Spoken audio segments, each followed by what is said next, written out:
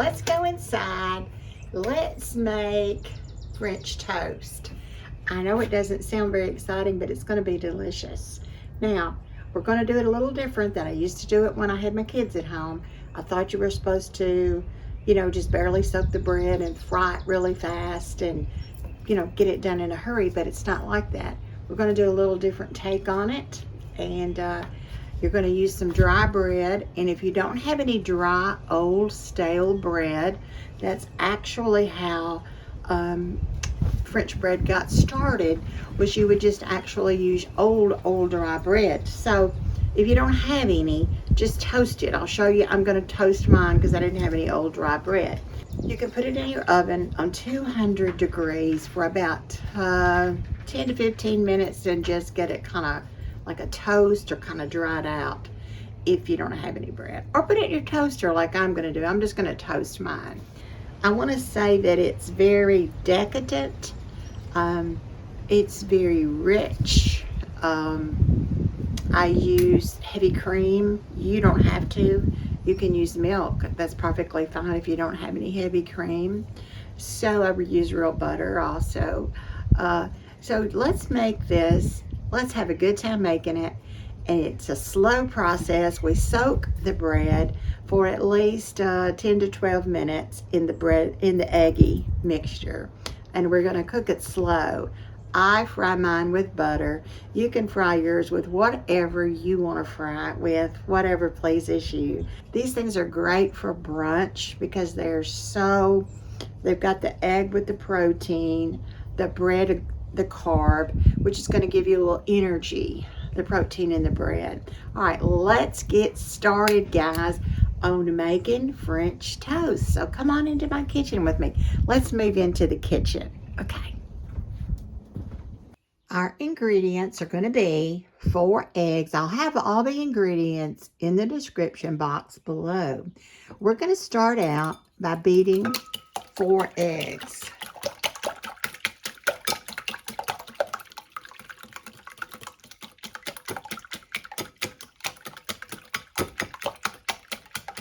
So at the same time that I'm working on the eggs, I'm going to go ahead and I'm going to toast my bread.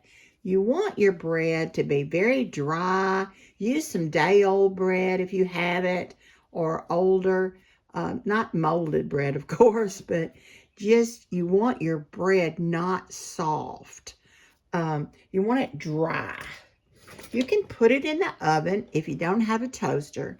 Put your bread in the oven on 200 degrees for maybe 15 minutes. You know, just a little bit to dry it out. Back in the days when I was raising my kids, I made French toast, but I would cook it the wrong way. I would soak it fast, and I would cook it fast. You don't do it like that. You soak it for a long time, and you cook it slow. That's the way to cook it. Now I'm going to be putting in some ingredients. Let me find my nutmeg. This is what's going to make it so delicious. We're going to put in a teaspoon, 1 teaspoon of nutmeg. That gives it such a great flavor. Just the nutmeg. It's always so good. You know, 1 teaspoon is quite a bit of nutmeg. But it does give it a great flavor. 1 teaspoon nutmeg. Oh, you say, oh, that's a lot. Well, if you don't want that much, just don't put that much. We're going to zest an orange. About, I would say, 2 tablespoons of orange zest. What we're doing now is basically making a very puddingy type of batter, you might say. Not really. I don't know if you would actually call it a batter, but, you know, maybe so. All right. Let's get some orange zest. I've already washed my orange, and I just usually just take my grater. You can do it really fine, I do have a little fine grater. I kind of like to have the bigger pieces, but some people say, oh, let's just do, you know, the very fine. My toaster doesn't hold this large slice of bread, so I'm flipping it upside down over here and re-putting it back into the toaster. I think that's about enough orange zest. Boy, does that smell incredible. Boy, I love to smell that. I like the bigger pieces of the orange zest. Some cooks would say that's not appropriate, but you know what? We're in a kitchen at home. We're not in a, I'm not making it for the king. For a king. Now I'm going to blend that in. 2 tablespoons of orange zest. And boy, that gives it a great flavor. Now, it says you can add, my recipe says you can add 2 tablespoons of brandy, but we're not going to start out our day with alcohol, so we're going to just do a simple rendition of brandy, and we will add 2 tablespoons of granulated sugar. You can add brown sugar if you like. I'm just going to use white sugar this morning. 2 tablespoons going in. And each item that we put in, of course, we're gonna blend it in.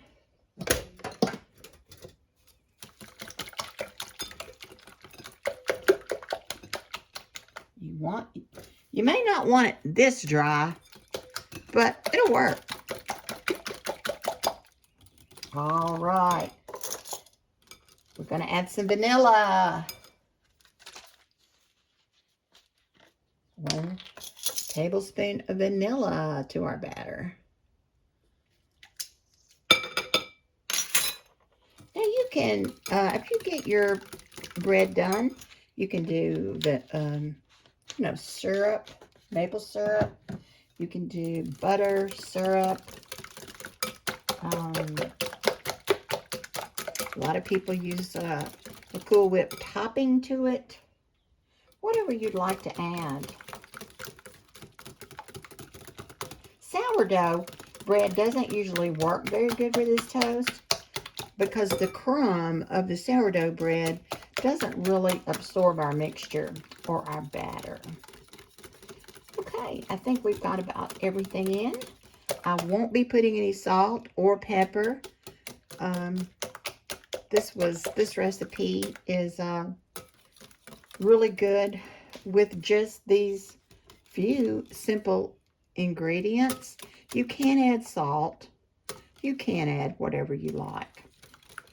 All right, let me put this one back in on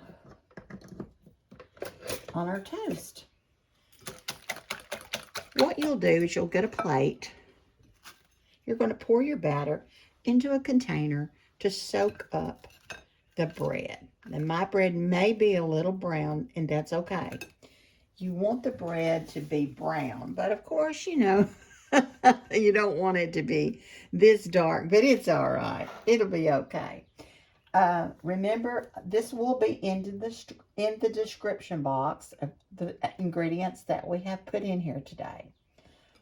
You can put the brandy in if you want.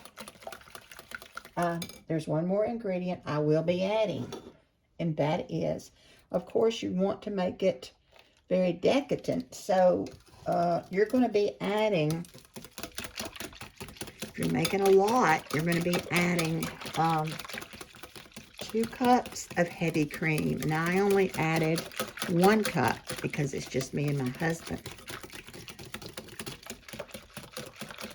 And you just kind of whip this up.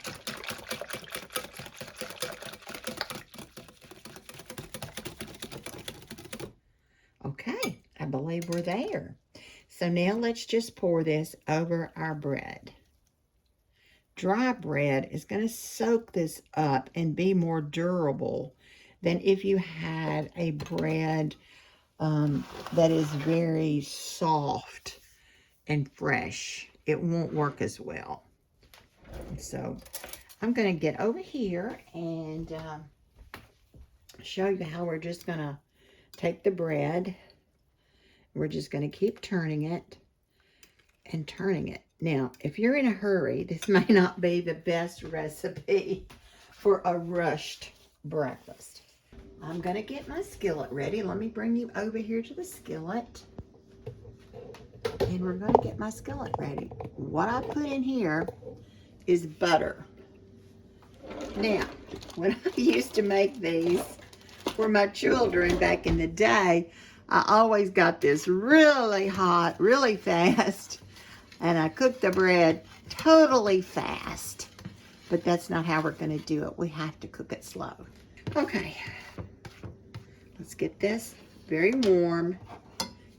Get it ready. And yes, you know, eggs are expensive, but you're going to use 4 eggs for this entire meal. I'm still soaking my bread, guys. And you can tell almost, if you look at it now, almost all my eggs are into the bread. You see that? I have very little, just a little right here. Most of it's soaked up. Now we're going to take our bread that has been soaked in our beautiful batter, and we're going to put it in the skillet. Now this is going to cook slow. We don't want it to just, you know, be frying up. We want it to cook very, very slow. Now you can see here I've got one of them out in the pan, but you can see how much of my mixture, I don't have a ton left because this bread is totally saturated.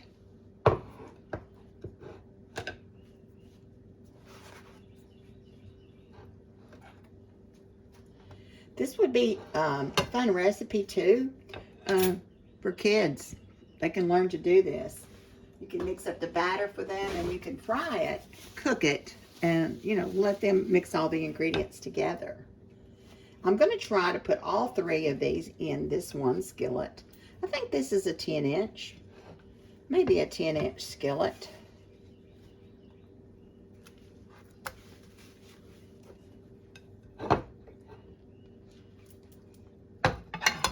There's my little broken one. Now you see how much egg I have left, and you saw when I started initially with my 4-egg batter, it was almost up to the plate.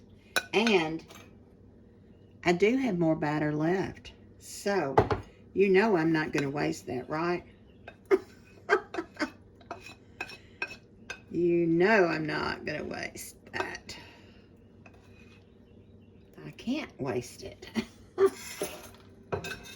So we're going to turn this on. Like I said, we're going to cook it slow. I always want to add more at this time for some reason. I always want to put cinnamon or, you know, more sugar or something like that. But I try to hold myself back. But I really want to. And you can. But if you're going to put cinnamon, wait till it's done.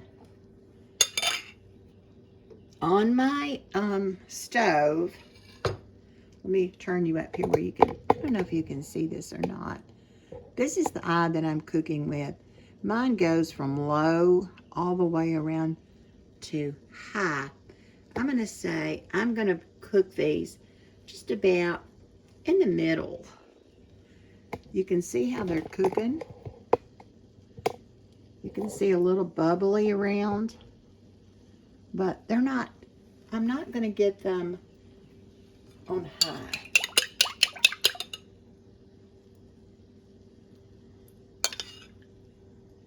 You know, waste not, want not, so I don't want to waste anything.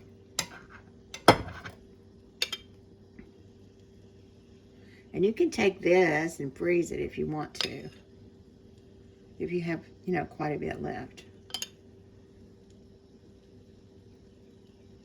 My husband loves these. He always eats his with a little sugar-free syrup. I like mine with some Cool Whip.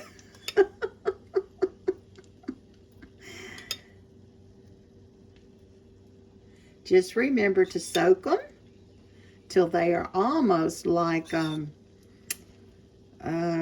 almost just too wet to move. And I just handle them very carefully with my spatula and this finger to hold it, together to get it over closely. Get your plate.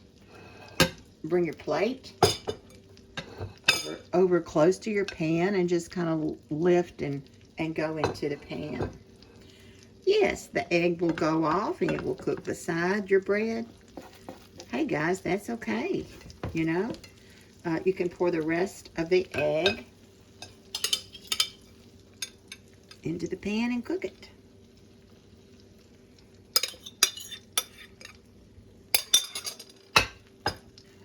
I think I'm going to put some cinnamon and a little honey on mine. I bought this honey. I'm going to try it. I got this at a new store in Union City, Tennessee. And the name of the store, I'm not, telling you to go there and shop or anything, but I'm just telling you where I got it. Ollie's. And this, let's see, 12 ounces of honey was $2.99. So, it doesn't expire until October of 28. Anyway, I'm going to try it. It says the golden wildflower. I usually like the orange blossom honey the best. But you kind of have to go to Florida to get the real orange blossom honey, I think. But anyway, we're going to try this today on mine. I'm going to try it. I'm a honey lover. I wanted to put a plug in for my brother, David Burns. He is an elaborate beekeeper, raises queen bees, has a lot of honey, he knows everything about bees. So if you have bees and you have questions or problems, go to his YouTube channel, David Burns, and see what he's doing with his bees today. He's got some very interesting, informative videos, a lot of self-taught. He's learned over the years, experiencing, taking care of his bees. He lives in Illinois, and you know how cold it gets there, so he's been, doing everything with bees forever, for as long as I can remember. Go under if you think it's time. It's really not time to turn yet. You need to let it get a little more cooked. So go to David Burns and look about all of his honeybees. And he has a podcast. He has a lot of things that if you're a beekeeper, you would enjoy immensely. You may already know him if you're a beekeeper. But seeing the honey made me, of course, I think of him all the time. He's my baby brother, and I love him to death. So just give him a little shout out there on YouTube, on his YouTube channel. He does some great things with the bees, and he's trying to, that was hot. He's trying to breed them and do everything he can to keep the bee population where it needs to be for our food source, because the honeybees are, these, they do a lot of the pollination for our food. Enough about David. And if you're listening, David, I love you and I miss you, and I'm going to come see you soon. All right, I think my temperature is getting a little warm, so I'm going to turn it down just a wee bit. I'm going to get my dish ready to put put our breakfast on. Our eggs are getting done on the side. If you don't want to have a messy egg like that, you don't have to put that in, but it's just me and my husband, and we don't care.